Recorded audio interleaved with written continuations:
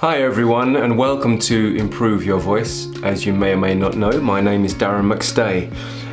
And if you're watching this and it's the first time to the channel, I might suggest that you really search for other things on improving your voice before you watch this video, because this video is actually a bit about me. It's a bit about my story. So those of you who are regulars here and subscribers who know who I am, who've been watching the videos for a while, I wanted to bring this video for you because there are some who I think would benefit from knowing my journey and my story into being where I am today, and how I ended up becoming an online voice coach, and a voice coach, speaker, actor, singer, and all the things that I do that involve the use of my voice, and why I believe I have any authority in being able to share my knowledge with you.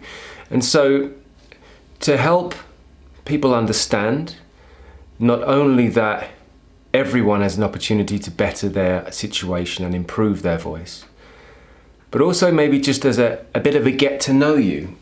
So I guess I should start back I think the best place to start is about 15 years ago. Now, I've been singing, and I had my first singing lesson when I was 15. So I've been singing since, for a long time. I'm 43 now. So that's 28 years. And it never necessarily meant that I was any good. And I've been in countless bands which were in fact terrible. My first ever review of my voice, which was when I was 18 in a nightclub in Romford, where I'm from, in Essex, East London, Essex, was the review mentioned me, but only for having such bad mic control that they couldn't hear a word I was singing or shouting. It was absolutely terrible. It was fun to do, but I wasn't necessarily I had no control. I was just finding a way to express myself. But there's something key in that, because I really needed to express myself, because I wasn't able to as a speaker, and I was very shy as a child. And this platform of being in a band is something that gave me a means to not feel so insecure about myself. Now, I had red hair, and where I'm from, that was something you could pick on, and so I got fairly bullied for the way I looked, and that made me very insecure. So having the music as an outlet was very important for me, and again, I wasn't necessarily very good. It was just something for me to express myself with. So as I've got older and I've went to college and moved away from school, I started meeting people who are more like-minded. I then ended up working as a tattoo artist, because I started studying art and design and graphic design, but I dropped out of those courses to pursue tattoo art, which is why you see some tattoos on my arms, if you've ever noticed them before. And through that, I realized it wasn't really for me. It was a world that I wasn't really ready to step into, and again, you needed a lot of confidence, and I was a bit insecure about my ability and really what I wanted in life. So it was a period where I was testing. I then moved to this great town in England called Brighton, and in Brighton I come out of myself a bit more, and I started to feel a lot more at ease. It's a very easygoing town. It's a bit of a party town, and I worked in a cocktail night club, and I worked there for a couple of years, and I was working as a bar supervisor and a cellar manager. So I had a bit of responsibility, and I was making new friends, and it's a really cool party town by the sea. And then I started getting into bands again after a few years off, and I definitely got better, and I picked up the guitar to help me, learn and be able to practice on my own. And I started getting a few more lessons again, this time from different singing coaches. And as my time progressed, I got into different bands, and the bands got better, and actually we had a bit of success. One of the bands, which was a comedy redneck bluegrass band called Leonard and Bubba's Delicious Goo Goo Cluster, which was a bit on the line between funny and whoa, can you say that? The kind of gigs we were doing shows at festivals and pubs and nightclubs, but we were getting quite successful, and we were earning a few quid every week, aside from our normal jobs, playing in this band. And so this band then toured, went on the radio, we were on TV slots, we went into, we played at Glastonbury, Festival, Isle of Wight Festival, loads of different festivals around the UK and a couple of in Ireland. So we done that for the course of, well, it's still kind of together. We never really broke up. We just don't do it anymore. But we were doing that successfully for around 8 years before it tailed off again. But during this time, to help support my love of music and to help support the band, I worked in catering, and I ended up going from bars into the kitchen. And so I accidentally also became a chef. Now, chefing to me is the epitome of something that's absolutely terrible for your voice. Okay, especially if you're 6 foot like me, because all the stations, all the tables in catering, well, at least I know in the UK, are set at the same height. And so what happens is you're continually bent over all day long. And I used to call it the Antipilates, because Pilates is really good at helping, you know, create core strength and work your posture out. But chefing is continually, slowly, with micro movements, kind of creating tension and like bad posture, because you're bent over and all these little micro movements which aren't how your body's designed to move. So, and under a stressful environment, it's not very helpful. So what happened is, at the end of the day, I started to withdraw again. I started going back to how I was as a teenager and feeling a bit awkward speaking, and I couldn't communicate myself. And because of this, I started to drink alcohol. Of course, I was working in a pub at the time, in a pub kitchen, and it was available, and I was up late at nights playing with the bands anyway, and you know, there was alcohol involved there. So drinking became a way for me to relax myself, because I was in pain a lot of the time. I had trouble with my knees, trouble with my hands. I had a really sore back. And this had an impact on me psychologically, whereas I started to feel so stressed all the time that I drank more. And this made me very anxious. And so because of my posture and the stressful job and the low pay, my posture was bad, and I was breathing shallowly, and this was making me feel anxious and insecure. And so I stopped communicating so well with the world. And this, over a period of, I believe, around 7 to 10 years I was working in these environments, my voice completely collapsed. It completely went away. And it wasn't until one day, because my friends have been telling me that I mumbled, but it wasn't until one day when my mother told me that she couldn't understand what I was saying. And this is at the age of, you know, I was in my late 20s, just about to, in late 20s, around 28 years old, 29. And my mum said, "Darren, I can't understand a word you're saying." And my friends had told me that, but I hadn't believed them. And I realized that this lack of communication had somehow been spiraling because of my stressful work life, the bad posture that I had created for myself, bad breathing habits, and the fact that I had not enjoyed my life at the time. So I was in conflict with myself, and I'd withdrawn myself, and so I wasn't able to communicate. I'd lost the use of the muscles which form sound and articulate words, and I'd become very, almost depressed with this. Well, I was depressed, but I just didn't see it like that at the time. And it one day came to the point where, after my mum had told me this, I was first aware of it.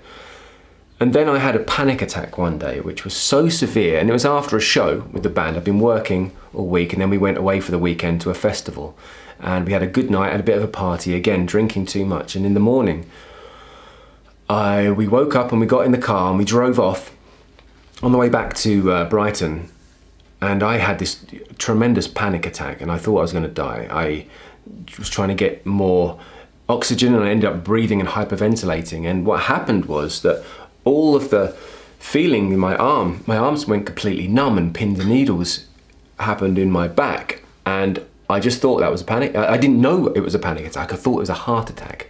So I told the driver to pull over and call the paramedics. So we did, and the whole band got out of the car, and it was very nerve-wracking. And I lay down on the ground, looked up at the sky, and I seriously thought, this is it. I'm going to die now. and I honestly 100% believed I was going to die. A woman who was driving past, an old lady, saw me laying on the ground with these people standing around me, and she decided to come over and comfort me, and she was holding my hand and being very, very comforting, and it was really lovely that someone, a complete stranger, would do that. And as we were waiting for the paramedic, the time went on and the paramedic got out of the car about half an hour later, and I started to feel a bit better. So once I'd said to myself, right, this is it, I'm going to die, and I accepted my fate. That's when I started to feel better. So the paramedic got up, walked over and asked me how old I was, and I said 28. And he said, "You idiot, you've had a panic attack." And I'd never heard of what that was before, and knowing that was a really key step. And also being told by my mother that she couldn't understand what I was saying. But these two things played such an important role on what was to become who I am now. Because I went to the doctors and told them that I was having these panic attacks, and it was caused by stress, probably from work, and maybe over drinking, not sleeping enough, and burning the candle at both ends. And he gave me what was called diazepam, which is a drug to calm you down and keep you somehow sedated. And I was very reluctant to take these because I had some experience with my mother's depression in the past, and I never wanted to go on to taking drugs to solve my issues. But now I knew there was one, I knew this was an option. And so I took one on the first day, reluctantly, and I kind of felt fine. I felt okay that day. And the very next day, the very second day after this realization and this, knowing that I had to change something in my life, a friend of mine invited me to go to an acting class. Now, acting is something I'd stayed away from because when I was in my first senior school, when I was 11 years old, I was in a drama class and I'd said something which apparently the other children found funny, and they mocked me, and they kind of made me feel really stupid and small, and I'd never ever enjoyed being around actors. I'd never enjoyed acting classes. I'd never done it through the rest of my senior school after that. So I'd been put off from acting for so long, but I always knew that, because I had some stage experience and I love to express myself, that it would be something worth trying. So I went along and I thought, why not? I need to do new things in my life. So I went to this class, and the very first thing we did in that class was voice work. And we did breathing exercises, and we did some stretches, and we did some swinging, and we did some, all these movements with our body. And so I got to move my body in new ways I'd never done before. And I learned to breathe in ways I'd never learned before. And the whole class, went by as a bit of a dream because I was just feeling great. And it wasn't because of the pills, because I only took one the day before and I wasn't going to continue taking them. At the end of this class, I felt so elated, so calm, so relaxed and present that I decided I'm never going to take those pills, ever. And I threw them in the bin. And then the next week I went back to the acting class again. And then I went back the next week and the week after. And then realizing that, I wasn't communicating so well, and there was ways of learning, I decided to go and take speech and articulation lessons with a woman just outside of Brighton. And she gave me lessons for 30 minutes every week. I think I went twice a week for some time. And it wasn't cheap. It was quite expensive even at the time, for me especially, but I knew I had to do something, and I knew I had to change my situation. So I continued with the acting, and I continued taking speech and articulation lessons, and I was done those for approximately between 6 months to a year. And at the same time, I also got cast in my first play through the acting classes, and that was a huge success for me, and it opened up some doors, and it opened up ways in which I could express myself in a new way, and it and it helped me to appreciate what the voice is and how important communication really is, and how you do it not just with your voice but with your body, and your entire being is an expression of your vitality. And I was starting to feel better about myself. I was drinking less, I was less stressed at work, I was communicating better with my colleagues, which made everything easier at work anyway. So my communication skills had caused a lot of the stress in the first place. But then I started doing yoga and I started doing Pilates, and I said, right, I'm feeling better, my posture's getting better, my body's not aching so much anymore, I'm less stressed, I'm able to communicate better with the world, I'm breathing well, I'm in a play, I'm meeting new people, I'm feeling great. I'm going to go to drama school. And so I decided then and there, right, I'm going to apply for drama school, and if I'm going to, if I'm going to work in an environment where I don't get paid very much, I'd rather do it on stage or on screen than in a kitchen, in a hot, sweaty kitchen where there's not really much money to be made anyway. And again, it was always to subsidize my music. And I thought, well, cooking's not really helping me with my music, but acting really would. That would really help me with my stage presence and learning more about the craft. And so I applied for drama schools, the top ones in London, and unfortunately the first year I didn't get accepted into anywhere. So I continued on, I'd done more plays and I'd learned more, and I did a test for my speech and articulation in grade 7, I believe it was, and I got a distinction. So I'd grown so much and I'd put so much work into it, my heart into it, and I knew this was a part of me that had to change.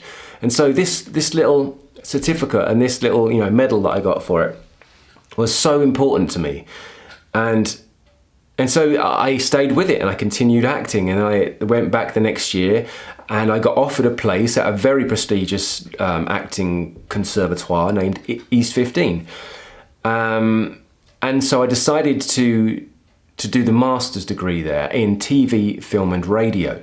Now I stayed there for the first term, and after the first time realised that I'd taken the wrong course, so I had to drop back another year and go back to work and continue with what I was doing before I could go back the next year to study the course I should have done, which was just in acting.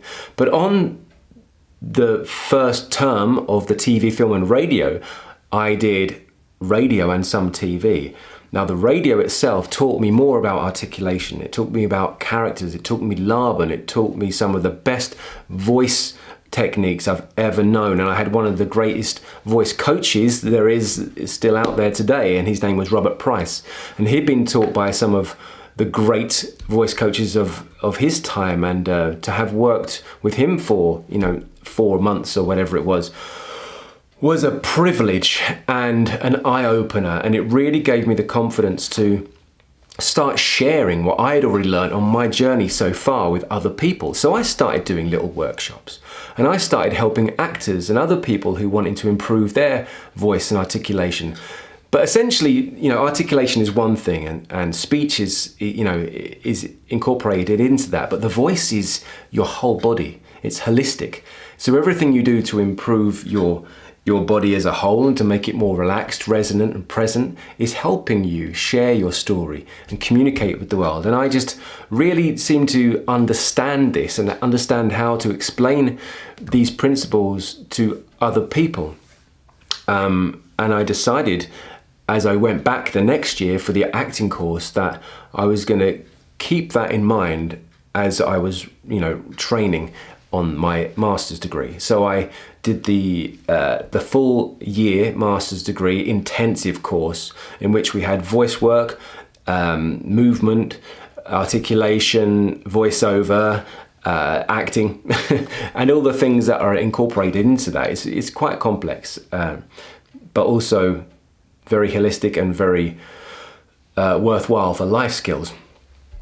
Now, when I graduated in 2011, which was 9 years ago now, I'd already been doing workshops and helping people with their voice, and then I got more into voiceover work, and then I started helping create voice reels for actors. I started doing more workshops with people, and I continued to work with people on their voice reels, mainly actors, for a number of years.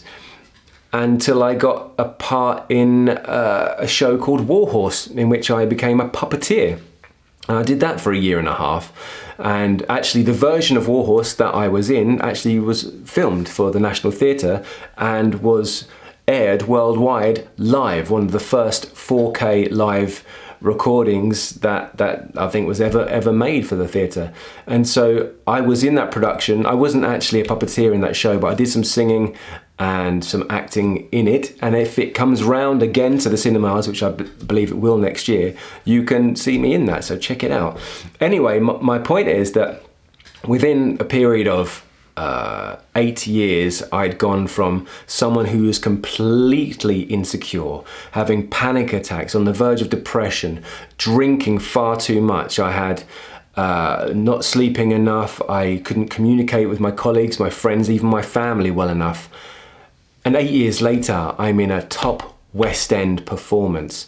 And I even got to perform for the Queen as a puppeteer in one of the horses, in which I have to make the sounds of a horse with my mouth. So the voice coaching and the movement courses are all coming very useful for that, although I didn't need to articulate words. My point is that I grew so much by staying consistent. I grew so much just by staying with it. And in 2015, I moved with my girlfriend at the time to Finland, her home country, because she got offered a job. Now, I'd met my now wife at drama school. She was in the same master's degree as me, but the year after, and I met her at her audition. So not only has this journey of improving myself and improving my voice helped me get better training, get into a better line of work and be able to help many other people, it also helped me find my true love, my wife, and who we now have a son, and there may even be a second one on the way, we'll see. But my life turned around, and that's when I decided to put together the online courses which I created, which highlight some of the best things that I've learned in my life. Some techniques from singing tutors, from voice tutors, from Tai Chi, from Pilates, from yoga, from Feldenkrais technique, from Alexander technique, from gyrotonics, from Qigong, and from all these different elements that have helped me to improve my voice into these courses, because I know they work. And I've seen them work with other people, and I've worked with them on other people, and including myself.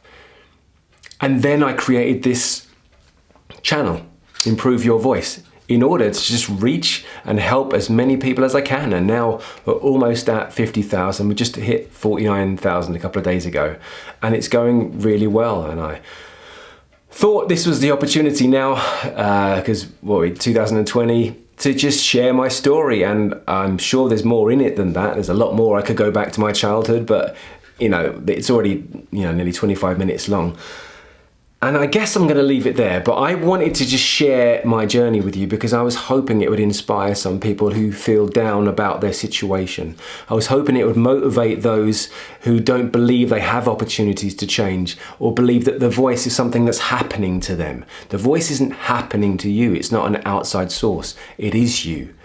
It is your body, your mind, your emotions. That all creates your voice. And there are ways to not hack it, but to change it, to improve it, no matter what situation you're in. Even if you have issues that are hindering you from being able to communicate clearly, there's other ways around. There's always a way. And if I can help people with what I know here on this channel, then then I've done my job, and it's working. And I can't wait until the quarantines and this COVID period is over, so I can go out there and start speaking again and meeting more people and doing more live workshops. But for now, you're stuck with me online, I'm afraid. So thank you so much for being with me. Thank you for subscribing, and thanks for watching. I'm Darren McStay. This is Improve Your Voice. And until the next time, look after your voice.